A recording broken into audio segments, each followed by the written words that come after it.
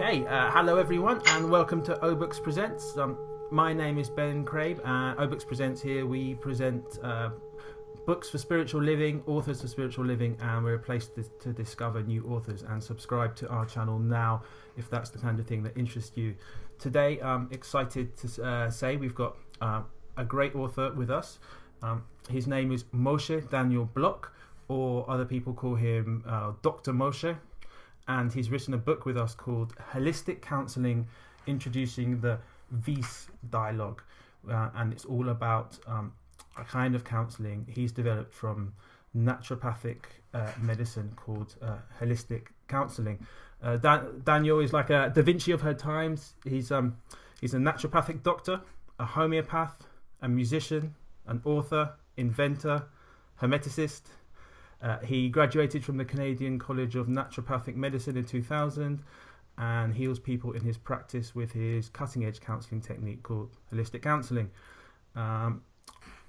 He personally was diagnosed with myasthenia gravis in 1995, which is a potentially fatal autoimmune disease, and he cured himself and has become a leader in mindbody medicine, teaching other healthcare practitioners in his popular course, Holistic Counselling.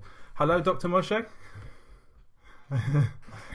I just want to start off. There's a lot of different modalities that you have and healing styles, and the main one seemed to be like naturopathic medicine. So I wondered if you could just tell us a bit about your background, what naturopathic medicine is, and how you came to specialize in the counseling that you do.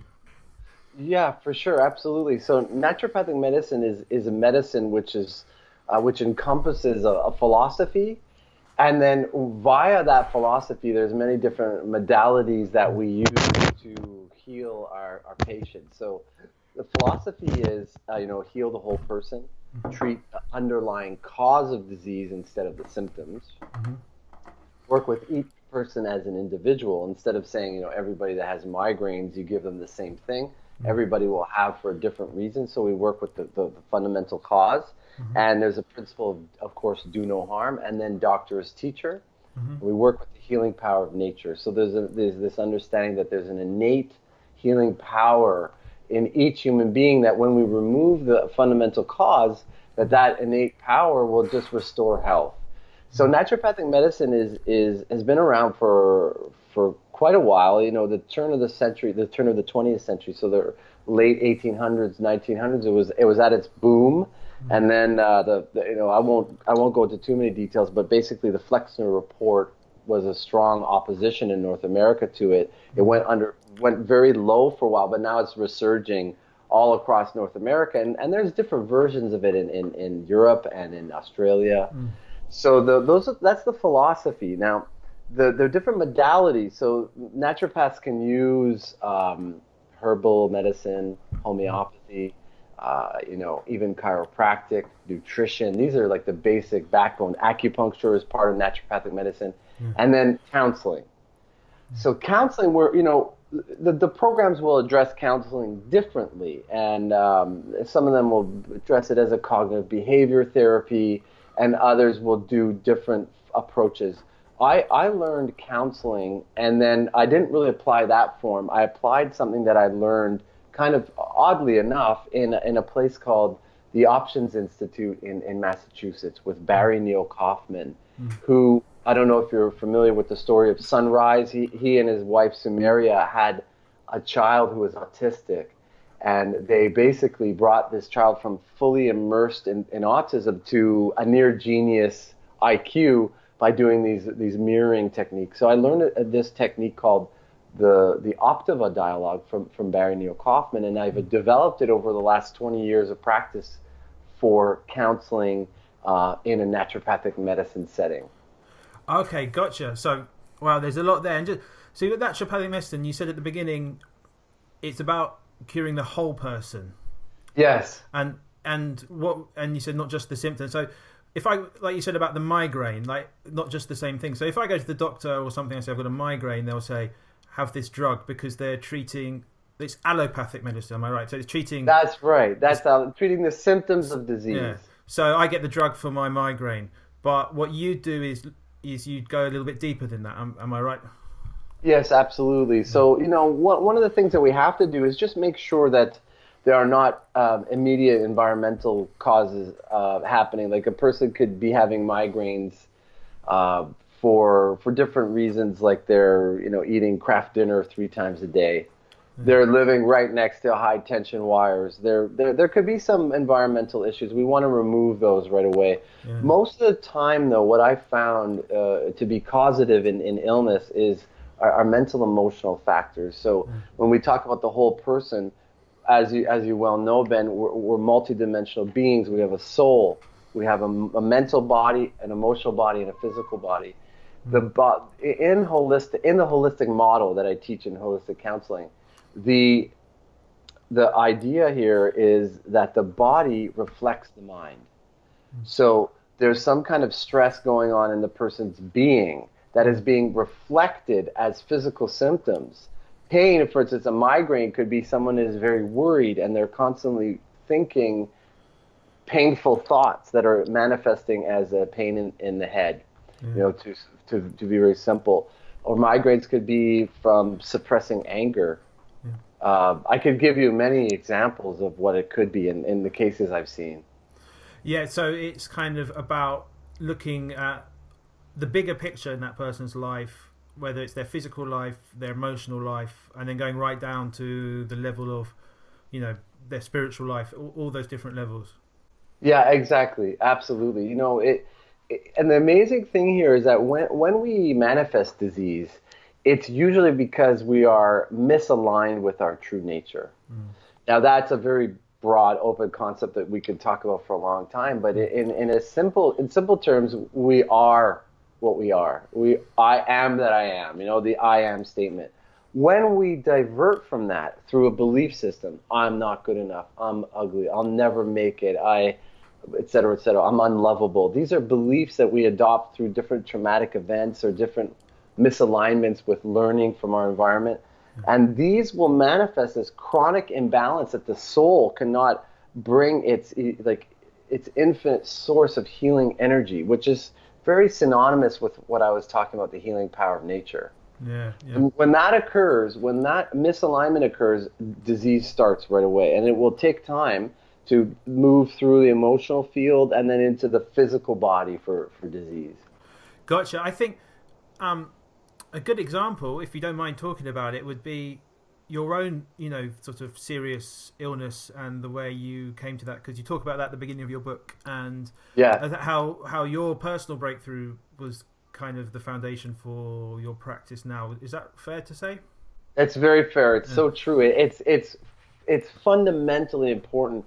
I've noticed, just in my experience in this field of healing, that a practitioner will work with their patients according to the medicine that they've applied to themselves.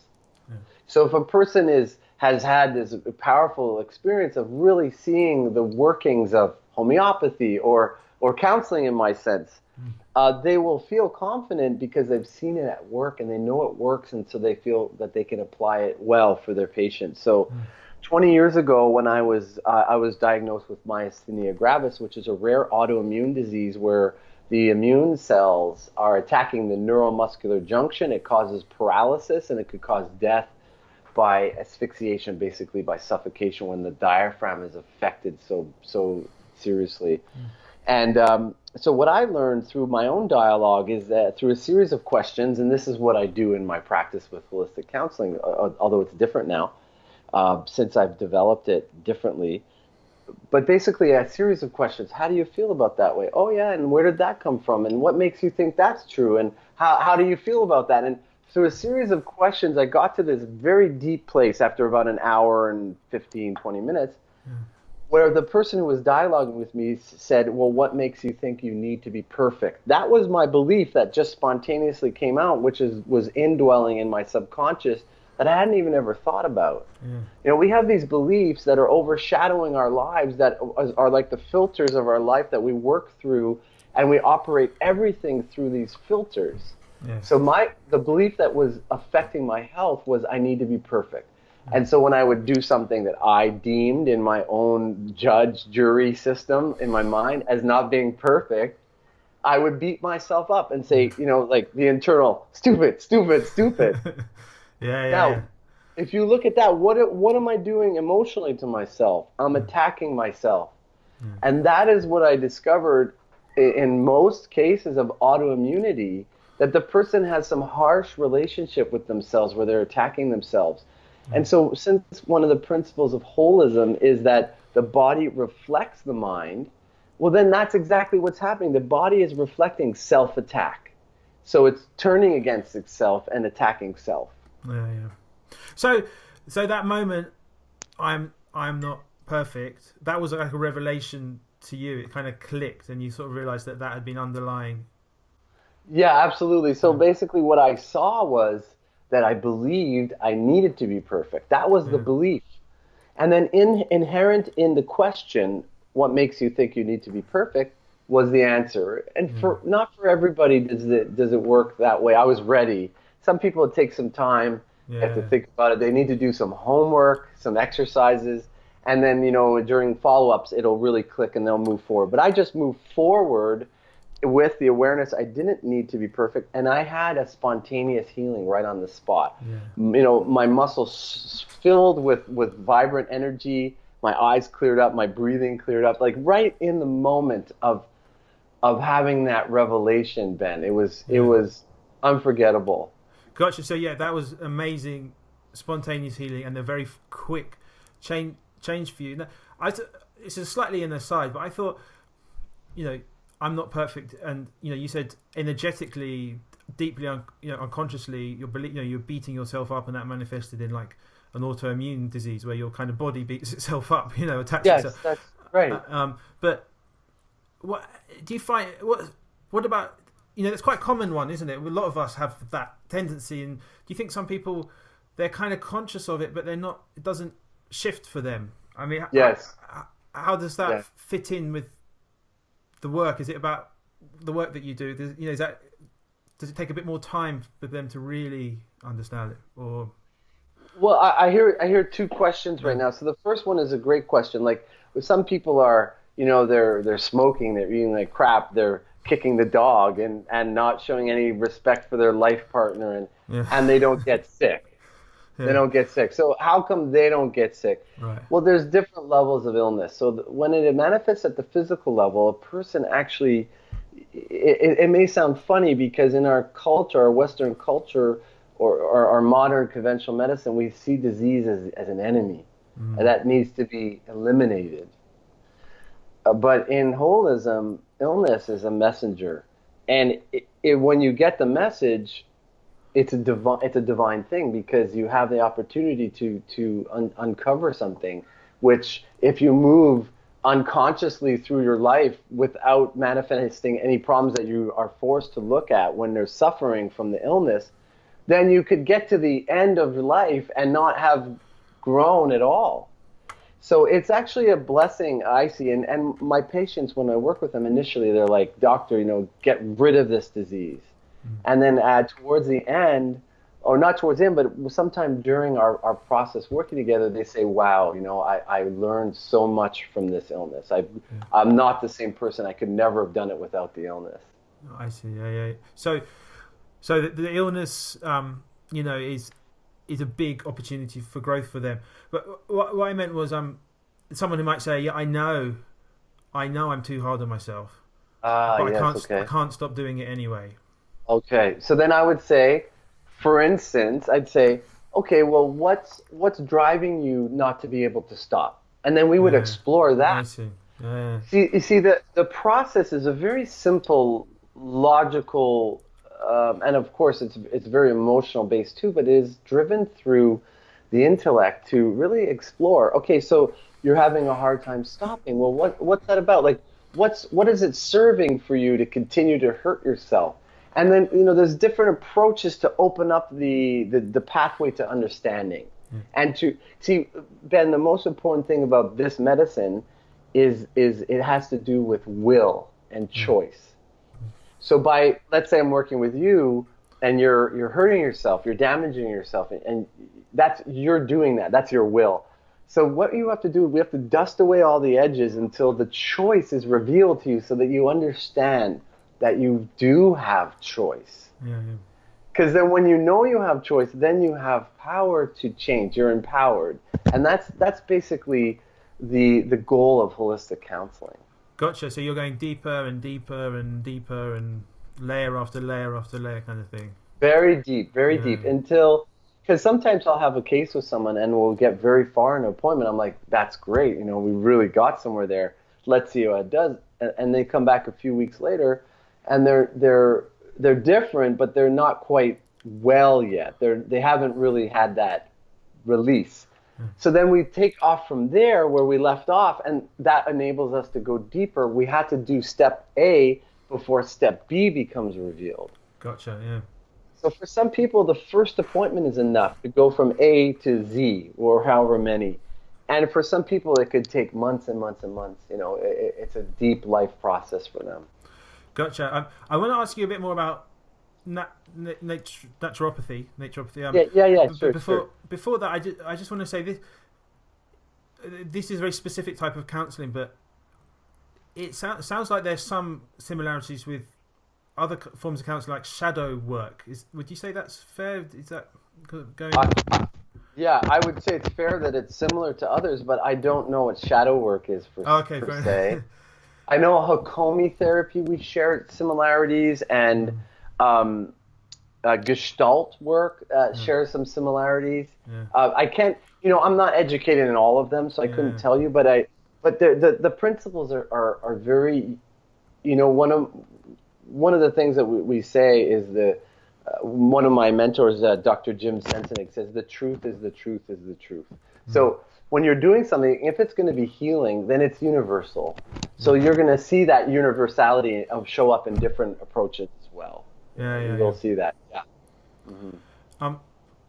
So some of the principles of naturopathy are do no harm, heal the whole person, and to act in cooperation with the healing power of nature. So this is very spiritual foundations to all of this, wouldn't you say?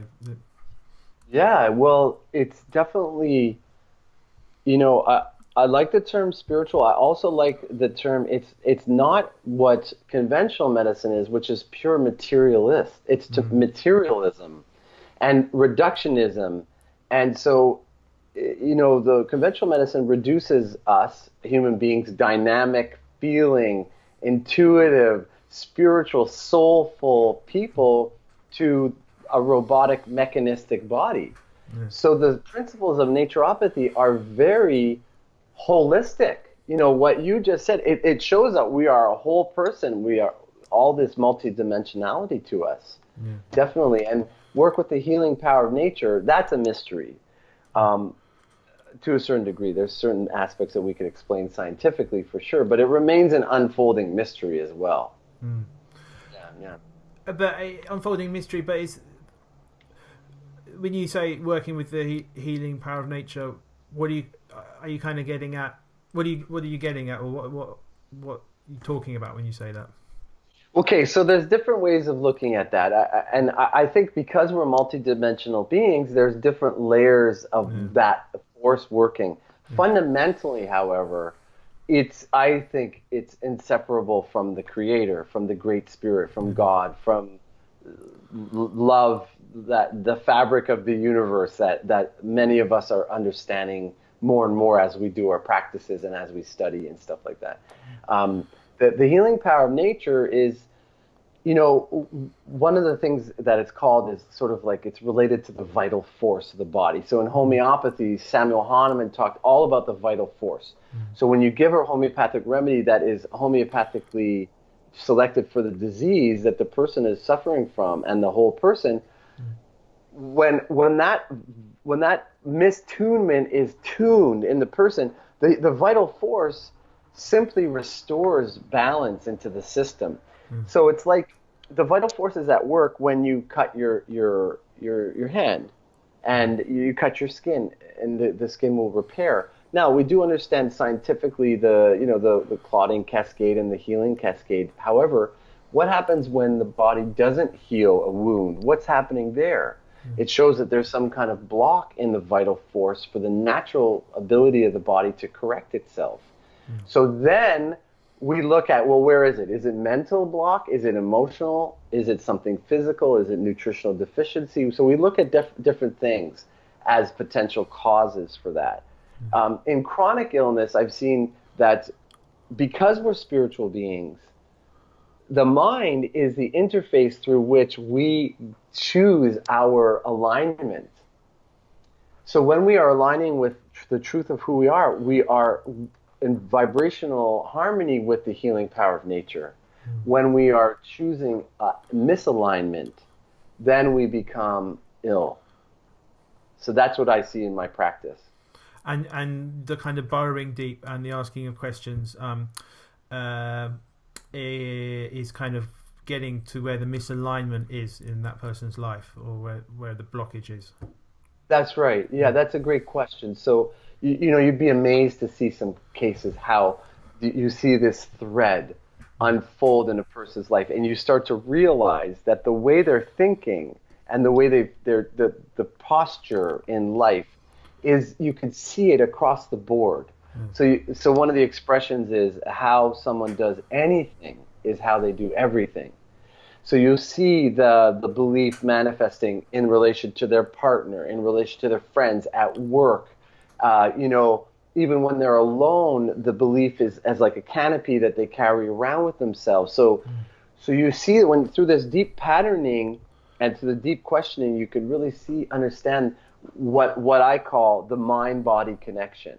Now, I say I call it because it's a term used as loosely as, you know, holistic for, you know, calling toothpaste holistic, or, you know, like a supplement company calling their liver tonifier holistic.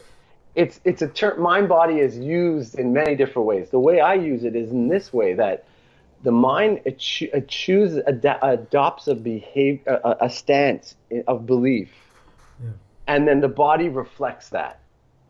So it will literally, if the person is so uptight that they're like worried constantly, the body will show this uptightness by reflecting the belief. So that's what, for me, mind body is. Gotcha. And what was that quote you said about anything and everything? Yeah, how someone does anything is how they will do everything. Yeah, that's a good quote. It's a great quote. I could give an example. Like I'll be.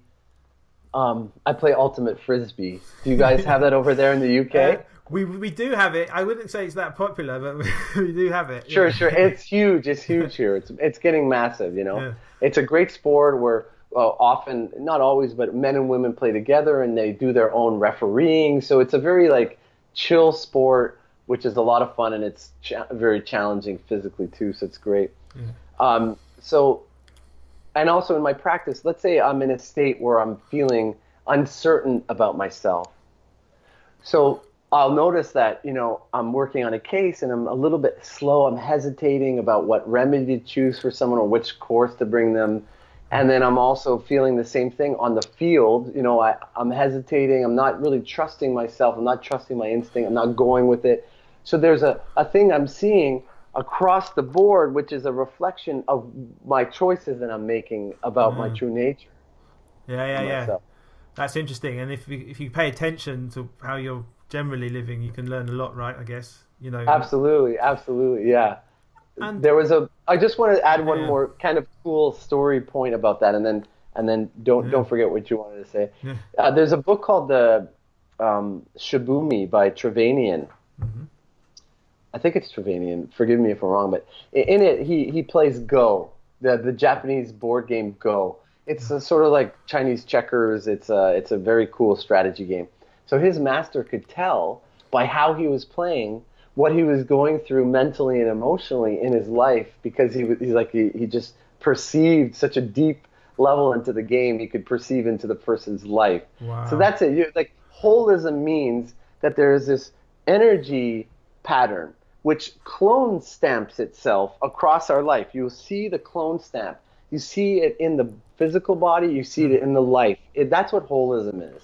Gotcha. And some people think like, my relationship's great, but my job is rubbish. But actually what you're saying is it's all, you got to look for the connections in it all. Yeah, well, you know, it's possible that a certain issue won't impact a certain aspect of life. So you're not threatened in your relationship with your partner, but at work, when there's people that you deem in authority figures, well, that will bring up a trigger. So you'll see that wherever there are authority figures, with the father, or it could be the mother, or in the workforce, going into the government, being around police officers, like these issues will get triggered when there is that threat to the belief system. Yeah. So it's about being really specific and seeing what's doing the triggering. Yeah. So you talked about the Go player and the awareness of watching a student play Go and being able to see the person's life. I think your style of counselling, what you say, 'cause imagine you've got someone you're working with and you've got a very strong insight or vision, or you kind of think you know exactly what the root of what's happening is. And that's one of the principles, isn't it? Go to the root cause. But you say your style, you're not going to go out and say the trouble with you is this. Your style is much more indirect. Is that a major part of your counselling technique? Yes, thank you, Ben. This is so key, and I haven't mentioned it yet, so thank you.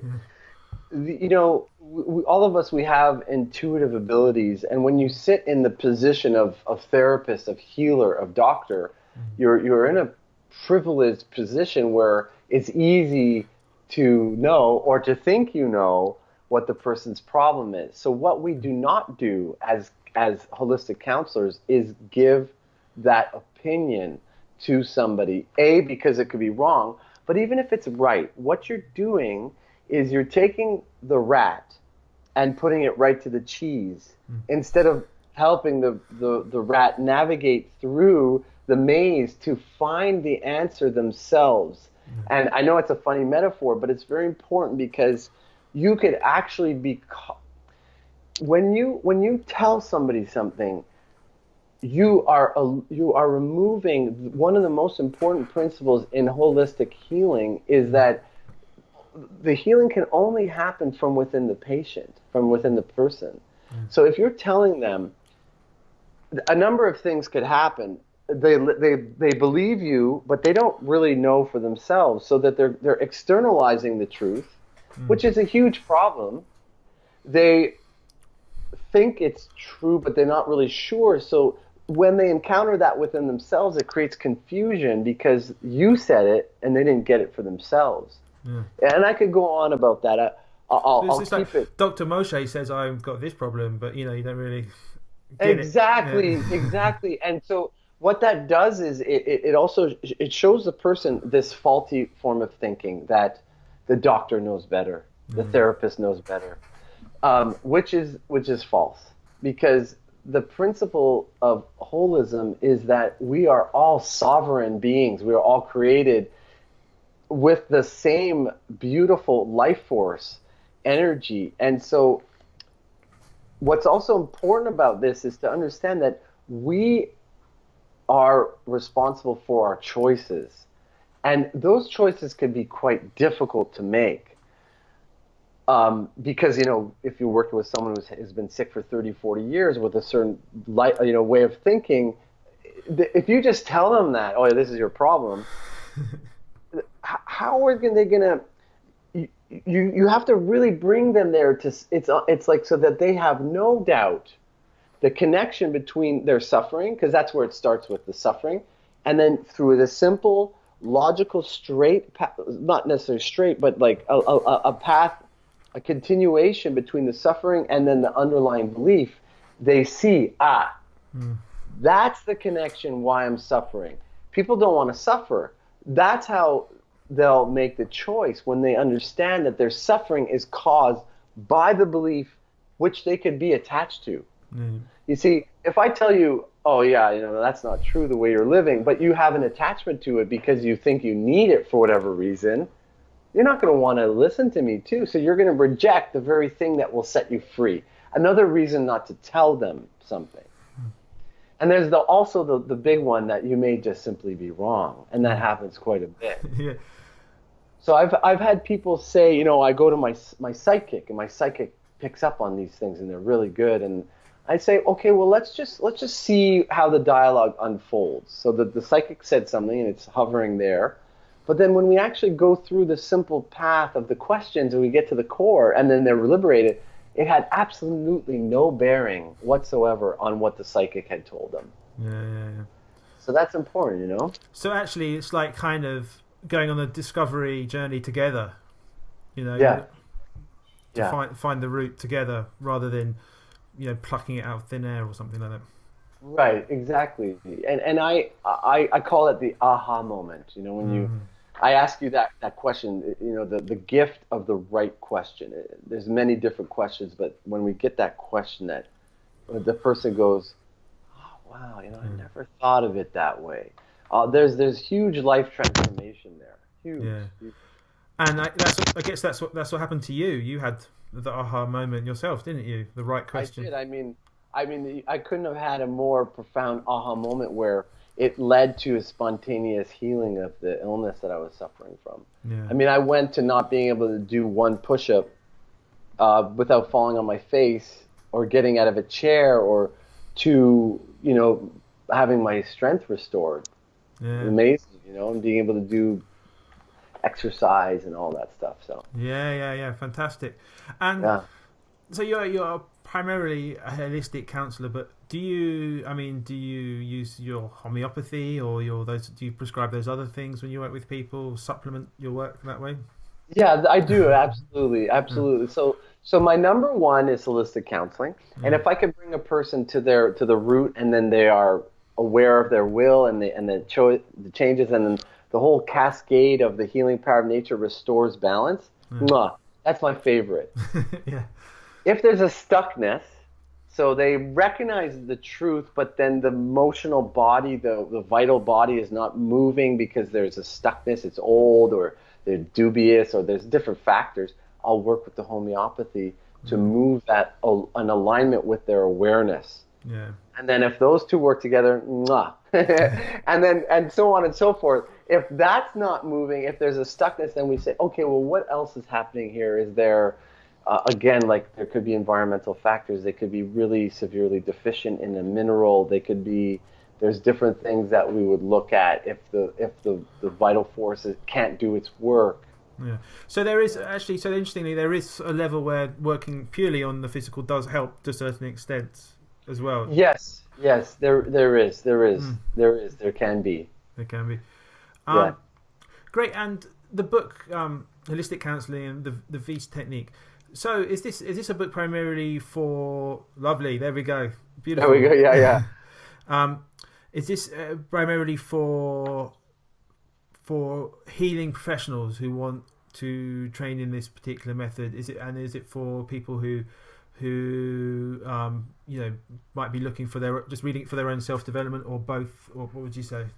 Yeah, great question. So, you know, funny enough, I initially wrote it to educate practitioners, you know, naturopathic doctors, other counselors, psychotherapists, and any form of health practitioner. It could be a doctor, it could be a nurse. I've taught lots of different professions. Yeah.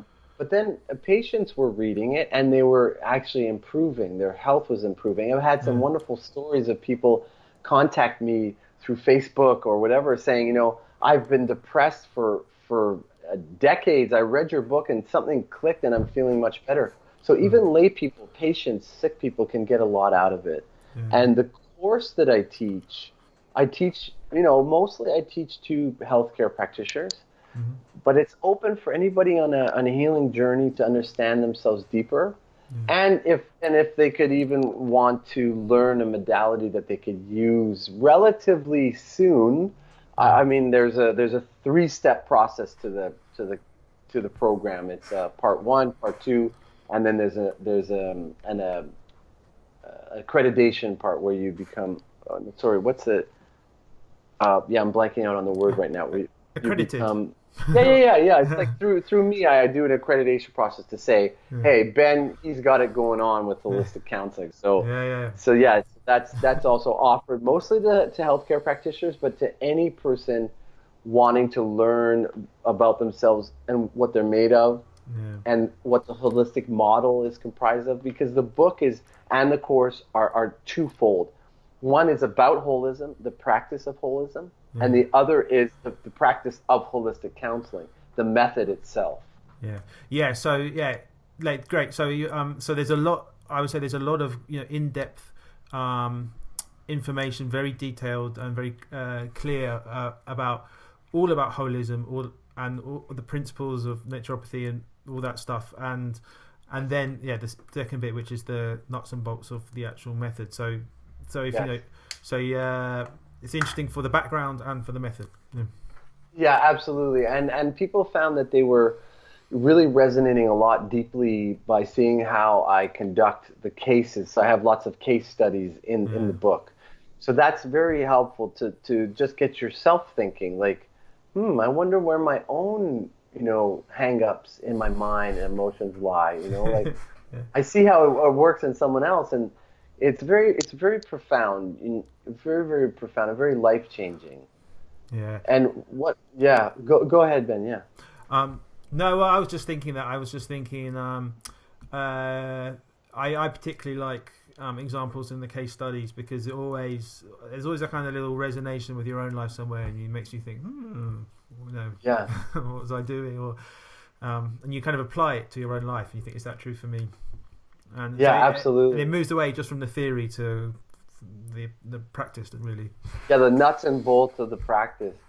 And another thing which is very important that I emphasize in the book and inside my course, which I could share now, Mm. is that the very deep philosophical question: what are we doing here? Like, what is this life about? Mm. And when we work not holistically. So there's different models of medicine. There's the allopathic medicine. There's also systems-based model, which I talk about in my book. Mm. So systems-based is the idea, like got to heal the gut. There's a leaky gut syndrome. So that's what's the root behind illness. Or nutritionally just focusing on that, and we're not really looking at the mental and emotional causes. Well, we could help. We could help a lot with that, and that's great. That's beautiful. But we're missing an opportunity for the soul, the person, to recognize their beliefs that are manifesting as illness, because those are the number one, I want to call karmic beliefs, the number one things which are on the roster for this lifetime for that soul to understand about themselves. Yeah. If we're as doctors are helping a person heal just at the lower level of their multidimensionality without helping them understand what's causing that, Mm. in a sense, we're doing a disservice to their soul's evolution. Yeah. So when I talk holism, I'm really talking a holistic picture, which is very profound and very, very important on multiple levels, not just to end suffering. It's not just to end suffering, because suffering serves a purpose, and it's a good purpose. So I don't like to see people suffer, but I know that it's through the pressure of the suffering, and I can attest to my own experience as well in this. It's through the pressure of that suffering that a person is going to try to really understand what's behind the suffering. When everything's going well, they could be totally living out their ego and not even asking the deeper questions about what life is about. Yeah. Yeah. So, we don't go deeper unless we come into roadblocks, stresses, that kind of thing. Yeah. Even myself, I know that when I'm feeling good and I'm happy, I'm like, I got this. Yeah. Like we have so many layers of self deception. The Buddha said that a being has to gnaw themselves to the bone. Of course, we have to have grace with ourselves, but it's the ego is so tricky and subtle that when we suffer through illness, and it doesn't have to be physical; it could be mental, emotional. Stress is a form of suffering too. Like this is the gift of the illness, is to bring us there. Yeah. To really bring us there. Yeah. We had another author on, Anita Nielsen, who did just that. She was diagnosed with fibromyalgia and chronic fatigue syndrome, had a very busy life, just suddenly cut short really to being at home in constant chronic pain. And her big healing process and kind of going deeper into life was practicing kindness, and that was her big thing, and learning to be kind and bring kind. And she wrote a book about it. But it's kind of your point is like, you know, something no one would wish on anyone happened, but it kind of opened up a deeper level of life, a deeper experience of life than would have happened otherwise. Right, exactly. Like imagine, I don't know what her busyness comprised of, but let's say she was so absorbed in it, like it was the all important thing, you know, that's accomplishment of this busyness, success, whether it's financial or like in your, you know, climbing the rung of the ladder in business or whatever it is. There's some externalization of that's going to fulfill me. That's what I need. That busyness is the path of life itself. We so very much get caught up in the external application and the external goal that when the illness hits, a person's first reason that they really got to get better is so they could keep going at that, right? But it's really the illness is hitting so that they can realize that they need to detach from that, you know, in part, we could say, in part, Yeah. No, fascinating. And so if someone's listening to this and, you know, they might be thinking, oh, I'd like to speak to Dr. Moshe, you know, I've got this, you know, stress or whatever, or I'm feeling a bit lost, or if they're, you know, there's interested healthcare professionals and they're thinking, this is like a string to my bow, I'd really like to develop. Yes.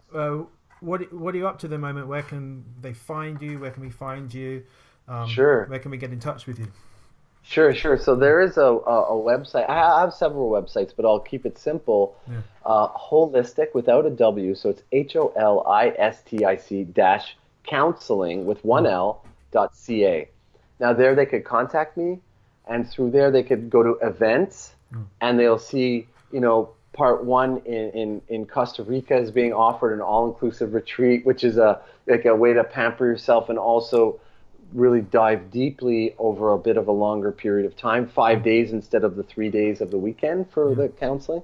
You could see that there's an event in Connecticut coming up with a webinar, a component for people around the world. Like I know there may be a lot of UK viewers here, and they wouldn't necessarily want to jump on across the pond, but they can learn holistic counseling through the webinar, which is going to be not this weekend, next weekend in Connecticut. They could sign up for that. And also you could get links to my book to buy in the UK, to buy in Canada, to buy in the United States. And then they can contact me to set something up if they want. So that's different ways that they could do that. Fantastic. Well, thank you so much for coming on. It's been a real pleasure, and a real pleasure learning about this particular style. And I love how deep it goes and how to the point it is. So thank you. Thank you so much. And I'm wishing you all the best with your future training and practice. Thank you, Ben, and I really enjoyed your manner of wrapping out and reflecting back. And thank you. You did it. This was fantastic. You did a great job, and I'm grateful for the opportunity. Thank you. Pleasure.